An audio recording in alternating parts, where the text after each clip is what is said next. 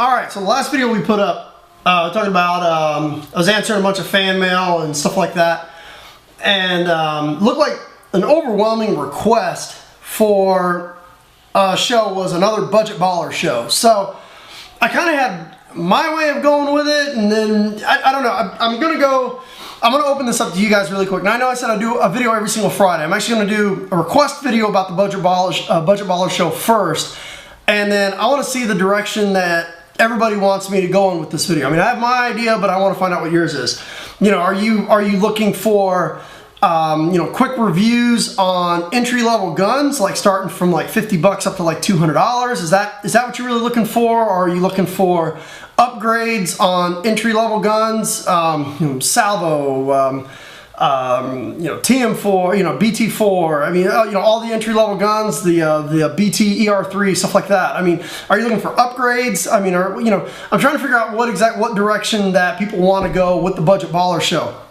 I will tell you, to reiterate from the original Budget Baller shows, that I don't think the order in which you should be purchasing products when you first get into paintball has changed. I still think start off with, you know, top quality mask. Why? Rental masks are usually terrible. They're scratched to hell, they fog, they smell, the foam's rotted, it's just bad. You know, when you borrow a mask from the field, it's, you know, it's bad. I mean, I know masks, you know, the fields do their best, but I'm not really interested in inhaling someone else's breath when I put a rental mask on. And if you can see your opponents and you're not fogging and it's comfortable and it feels good on your face, I mean, it's going to make your experience out there that much more pleasurable. So, you know, revisiting one of the original Budget Baller shows, I still think that when you're first getting into paintball, you should start with a top quality mask. Would you like for me to look into and do a review on entry-level masks, starting from, you know,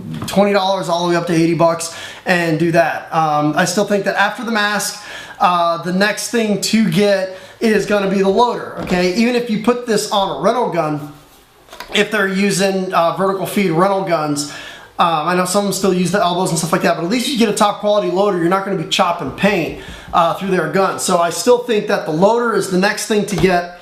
Then, of course, followed by the tank, because if they're using CO2, at least if you're shooting high pressure air through a rental gun, you're going to get a lot, you know, much more consistent shots. Your gun's going to be a lot more accurate. It's not going to freeze, and you know, the performance gains you're going to get out of using a high pressure tank, even through a rental gun versus CO2, is going to be, you know, night and day. You're going from air pressure, which can vary anywhere from 1800 psi to 400 psi, which is what you get with CO2, depending on how cold it gets or how hot it gets, versus, you know, a tank like this where the output pressure is a consistent 750 or 600 or 500 psi, consistent whatever you have the output pressure set on the tank. You know, you're looking at very consistent metered shots every single time when you use high pressure air. And then once you have all of that, then in my opinion is when you should go and get yourself a gun.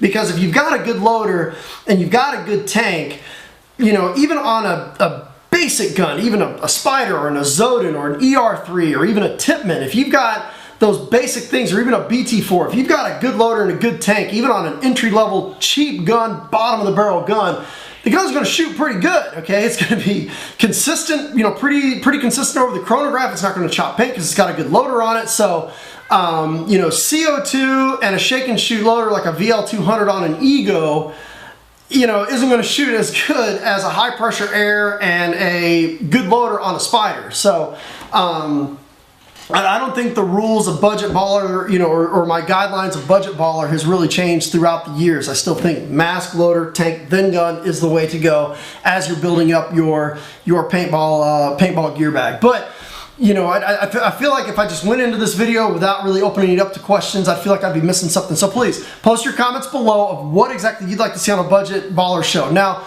I'm not going to order all this stuff and get all this stuff in here, okay? I've already seen everything and stuff like that. I mean, especially with marker bids. I mean, I've touched and shot and played with every single gun on the market. So I might go a little different direction on this just to get the information out there.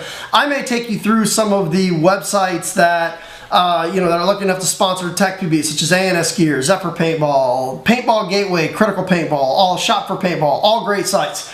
And maybe we'll just go over to their site and I'll just do a little commentary as we go over to their site, talk about some of the products and then go from there. That was kind of the direction I wanted to go in, but I'm not sure if that's the direction you want to go in. So please leave your comments down below. I'll probably do a follow-up video either on Saturday night or Sunday night, depending on how many comments we get, and let me know exactly what you want to see in the Budget Baller show, and I'll try to take all those comments and pull them into one and then go from there. So that's about it. So let's go ahead and post your comments down below, and we'll answer all of them up in the next 24 to 48 hours. Thank you.